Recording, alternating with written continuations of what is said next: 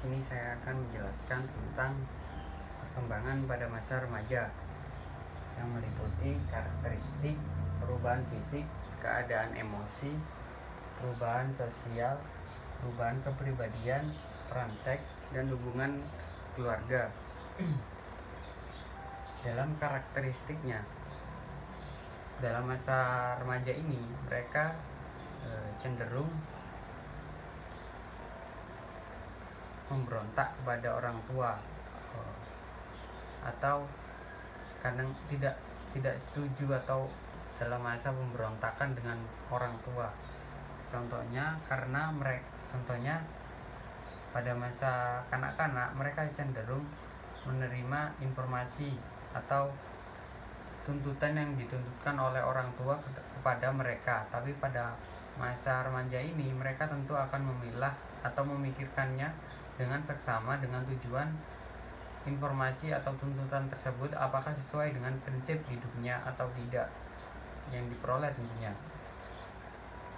Yang kedua adalah karakteristik dalam berkelompok atau bersosial. Dalam masa remaja ini mereka cenderung berkelompok dengan orang-orang atau teman-teman yang sebaya atau sepemikiran dengan mereka. Contohnya, mereka akan berkelompok dengan anak-anak yang suka nonton film bergenre horor, atau dengan orang-orang yang suka berpakaian yang modis atau trendy atau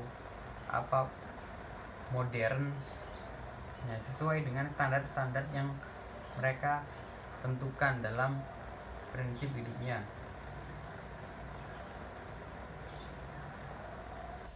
Karakteristik yang ketiga adalah ketidakstabilan emosi. Mereka cenderung akan menerima informasi-informasi baru yang ada di dalam masyarakat atau tempat lingkungannya yang baru, dan juga itu akan mempengaruhi mentalnya yang mengakibatkan emosi mereka tidak stabil. Yang kedua adalah perubahan fisik. Yang pertama adalah internal, yang mencakup bagian organ dalam tubuh mereka. Contohnya organ pencernaan, tulang-tulangnya yang semakin kuat, dan yang sebagainya. Yang kedua adalah eksternal, yang meliputi tinggi badan, berat badan, organ reproduksi, seksualitas. Pola emosi pada masa remaja sama dengan pola emosi masa anak-anak. Perbedaannya terletak pada rangsangan yang membangkitkan emosi dan derajat, dan khususnya pada pengendalian latihan individu terhadap ungkapan emosi mereka. Misalnya perlakuan sebagai anak kecil atau secara tidak adil membuat remaja sangat marah dibandingkan dengan hal-hal lain. Remaja tidak lagi mengungkapkan amarahnya dan dengan cara gerakan amarah yang meledak-ledak, melainkan dengan menggerutu, tidak mau berbicara, atau dengan suara keras mengkritik orang-orang yang menyebabkan amarah. Remaja juga iri hati terhadap orang yang memiliki benda lebih banyak. Ia tidak mengeluh dan menyesali diri sendiri seperti yang dilakukan anak-anak. Remaja suka bekerja sampingan agar dapat memperoleh uang untuk memperoleh barang yang diinginkan. Yang kedua adalah kematangan emosi. Untuk mencapai kematangan emosi, remaja harus belajar memperoleh gambaran tentang situasi yang dapat menimbulkan reaksi emosional. Adapun caranya adalah dengan membicarakan berbagai masalah pribadinya dengan orang lain. Keterbukaan, perasaan, dan masalah pribadi dipengaruhi sebagian oleh rasa aman dalam hubungan sosial dan sebagian oleh tingkat kesukaannya pada orang sasaran, yaitu orang yang kepadanya remaja mau mengutarakan berbagai kesulitan, dan oleh tingkat penerimaan orang sasaran itu. Yang keempat adalah perubahan sosial, yang meliputi perubahan fisik, perubahan intelek, perubahan emosi, perubahan sosial, perubahan moral. Perubahan fisik ini ditandai dengan berkembangnya alat-alat reproduksi pada remaja, khususnya organ-organ reproduksi. Nah, dengan berkembangnya organ-organ reproduksi, maka seksualitas akan berkembang pada masa remaja ini. Yang kedua adalah perubahan intelek. Nah, dalam masa remaja ini, remaja cenderung berpikir dengan cara sistematis, kritis dalam menganalisa berbagai macam permasalahan dalam masalah kehidupan sehari-hari dan bagaimana dia mengamati perubahan-perubahan atau suatu keadaan yang baru dalam. Yang ketiga adalah perubahan emosi. Dalam masa perubahan emosi ini, emosi remaja cenderung lebih labil daripada masa kanak-kanak, dikarenakan salah satu faktor yang sangat penting ialah pengaruh lingkungan sosial, di mana remaja akan menghadapi masalah-masalah baru dalam lingkungan sosialnya, dan oleh karena itu mereka remaja dituntut untuk lebih adaptif, interaktif, dan sosialis dalam menghadapi permasalahan-permasalahan tersebut. Yang keempat adalah perubahan sosial. Nah, dalam masa remaja ini, sosial yang mereka hadapi tentu saja akan baru daripada lingkungan sosial yang pada masa sebelumnya, yaitu anak-anak. Mereka cenderung diharuskan untuk memilih lingkungan sosial yang seumuran dengan mereka, dengan cara tindakan yang baru serta perilaku yang baru pula. Yang kelima adalah perilaku moral. Dalam masa remaja ini, mereka cenderung dituntut untuk merubah sikap perilaku yang sesuai dengan remaja-remaja yang baik pada umumnya. Mereka tidak boleh terpaku pada perubahan moral sebelumnya, yaitu perubahan moral pada masa kanak-kanak. Yang keempat adalah perubahan kepribadian. Faktor-faktor yang mempengaruhi yaitu 1. Pembawaan diri atau hereditas. Nah, ini terjadi sesuai dengan bakat atau minat kita yang akan mengubah pola perilaku atau pola berpikir kita dalam menghadapi perubahan sosial yang akan dialami. Yang kedua adalah lingkungan yang meliputi keluarga, sekolah, atau teman sebaya. Yang ketiga adalah citra diri atau self image, adalah persepsi tentang diri kita sendiri yang akan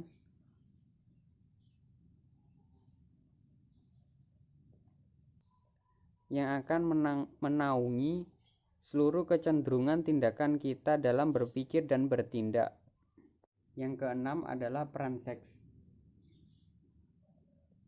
Peran seks yang dimaksud di sini adalah peran biologis dalam manusia dalam menentukan kodrat alami yang dimiliki manusia.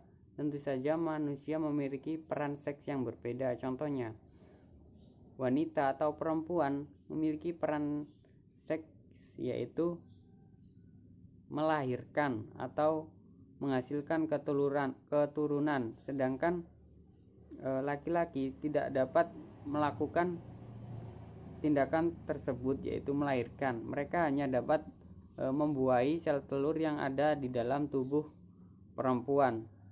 Nah, peran seks yang diakui dalam masa remaja ini cenderung sangatlah berbeda. Contohnya, dalam stereotip peran seks. 1. Perbedaan fisik. Kaum laki-laki memiliki tubuh yang besar, otot yang kuat, dan badan yang tegap. Nah, sedangkan perempuan memiliki tubuh yang kecil, otot yang lebih kecil, kurang bertenaga. Oleh karena itu, pria mampu melakukan hal-hal yang menuntut tenaga lebih besar, dan wanita melakukan hal-hal yang lebih membutuhkan keterampilan dan koordinasi otot yang lebih baik. 2. Perbedaan fisiologis. Wanita dapat melahirkan anak dan harus mengalami beberapa ketidaknyamanan periodik pada waktu menstruasi. Bila menopause terjadi, wanita kehilangan salah satu fungsi fisiologis yang utama disertai penurunan dorongan seks. Sebaliknya, pria tidak mempunyai ketidaknyamanan periodik tersebut. Mereka tidak mengalami penurunan dorongan seks. Kemampuan membuahi tetap ada, dan satu-satunya peran dalam pembuahan tidak mengganggu pola kehidupan normal mereka. 3. Perbedaan naluri. Harlock berpendapat melakukan peran seks yang diakui lebih mudah bagi laki-laki daripada 3. Perbedaan naluri. Ketika orang percaya bahwa kehidupan seseorang dikendalikan naluri atau dorongan bawaan, naluri keibuan dianggap mendorong wanita untuk ingin menjadi seorang ibu dan mengisi waktunya dengan mengasuh anak. Naluri ayahnya berfungsi sebagai dorongan untuk melindungi anaknya selama mereka tidak mampu melindungi dirinya sendiri. Yang kedua adalah penggorongan peran seks. Harlock berpendapat melakukan peran seks yang diakui lebih mudah bagi laki-laki daripada perempuan. Pertama, sejak awal masa kanak-kanak, laki-laki telah disadarkan akan perilaku yang patut dan didorong, atau bahkan dipermalukan untuk upaya penyesuaian diri dengan standar-standar yang diakui. Kedua, dari tahun ke tahun, laki-laki mengetahui bahwa peran pria memberi martabat yang lebih terhormat daripada peran wanita.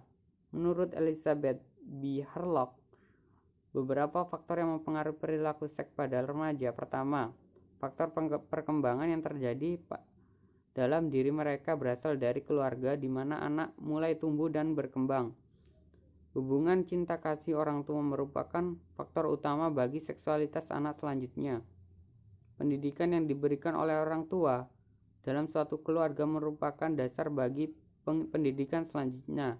Dalam hal ini, sikap orang tua dapat digolongkan menjadi 3. 1. Orang tua yang melarang anak-anaknya membicarakan soal-soal seks. Yang kedua, orang tua yang acuh tak acuh. Mereka sama sekali tidak memperhatikan pendidikan anak-anaknya. Yang ketiga, orang tua yang benar-benar memperhatikan pendidikan anak-anaknya. Mereka mampu memberi penjelasan tentang pergaulan putra-putrinya. Kedua, faktor luar yang mencakup sekolah cukup berperan terhadap perkembangan remaja dalam mencapai kedewasaannya. Di sekolah, mereka dihadapkan dengan pemikiran dan pandangan serta penilaian yang lebih objektif, termasuk dalam soal seksualitas. Namun sayang, realitasnya kebanyakan sekolah kurang berani dan belum menangani secara serius.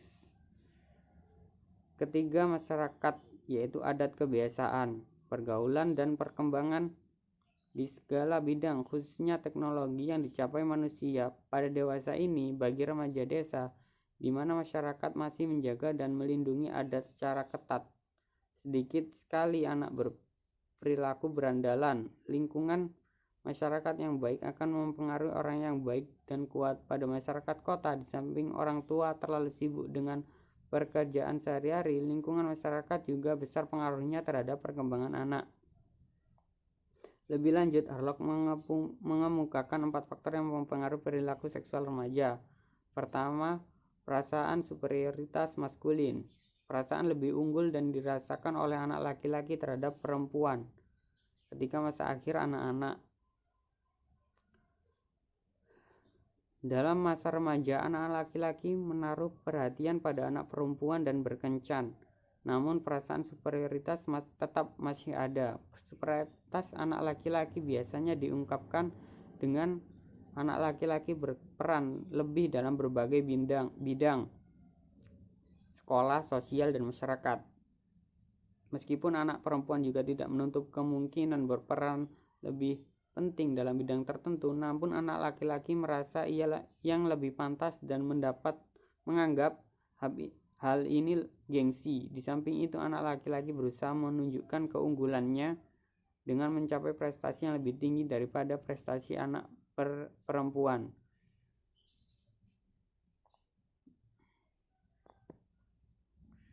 Kedua, prasangka seks bias. Prasangka seks atau keunggulan cenderung merendahkan prestasi wanita meskipun berprestasi melampaui prestasi pria. Erat penggolongan peran seks. Anak perempuan mungkin mengetahui bahwa kemampuan prestasinya daripada anak laki-laki, namun ia tidak berani mengungkapkan hal itu.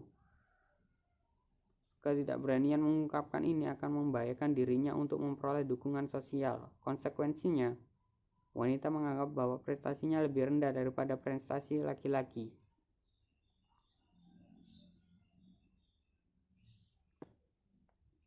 Yang ketujuh adalah hubungan keluarga yang meliputi perhatian orang tua, pembentukan identitas. Ketiga, keluarga sebagai suatu sistem. Nah, perhatian orang tua ini remaja dalam setiap kekeluargaan remaja pasti akan diperhatikan atau diurus dengan orang tua. Nah, perhatian ini bersifat sangatlah penting terhadap remaja, khususnya dalam bidang emosional. Nah, dalam bidang emosional ini berpengaruh sangat penting karena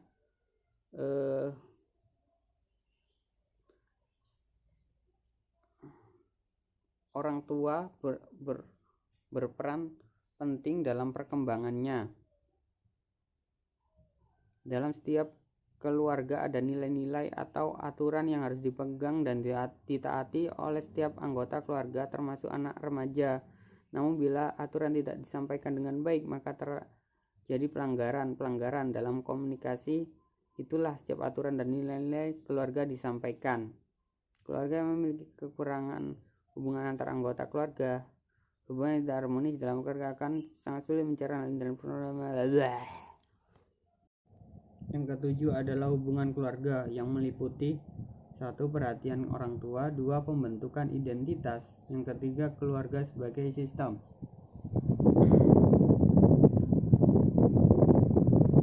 Yang pertama, perhatian orang tua kepada anak remaja. Hubungan remaja dan orang tua serta peran orang tua dalam perkembangan sampai masa remaja sangat penting. Menurut Newman dalam Rise 1999, remaja menginginkan orang tua yang menaruh perhatian dan siap membantu apabila remaja membutuhkan bantuan serta mendengarkan dan berusaha mengerti. Sebagai remaja, menunjukkan bahwa mereka menyetujui remaja menerima apa adanya, memperlakukan sang remaja dengan dewasa, dan yang paling penting menjadi teladan yang baik bagi remaja. Yang kedua, peran orang tua dalam pembentukan identitas remaja. Salah satu aspek yang penting yang harus diperhatikan dalam perjalanan hidup seorang remaja adalah pembentukan identitasnya. Salah satu identitas diri yang harus dimiliki oleh setiap remaja adalah tata nilai. Melalui sistem tata nilai yang dianutnya, seorang remaja mengungkapkan siapa, mengapa, dan bagaimana dia sebagai sosok pribadi dapat dikatakan. Setiap remaja adalah pribadi yang unik dan khas, sehingga memiliki identitas atau tata nilai yang belum tentu sama dengan identitas atau tata nilai yang dianut oleh remaja lain. Yang ketiga adalah keluarga sebagai sistem.